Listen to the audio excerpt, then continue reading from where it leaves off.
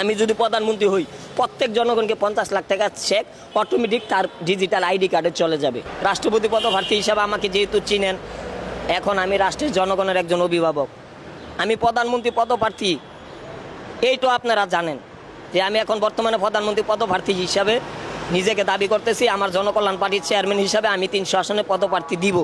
কিন্তু আমার কথা হইল, আমি মনে করেন প্রধানমন্ত্রী হয়েই গেলাম, তো আমার গরিব দুঃখী জনগণের তো অর্থনৈতিক মুক্তি হইতেছে না।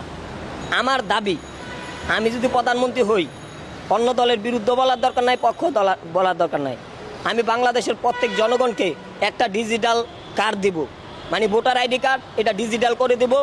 এই digital ID card voter ID card হবে এবং আপনার ব্যাংকিং আইডি কার্ড হবে।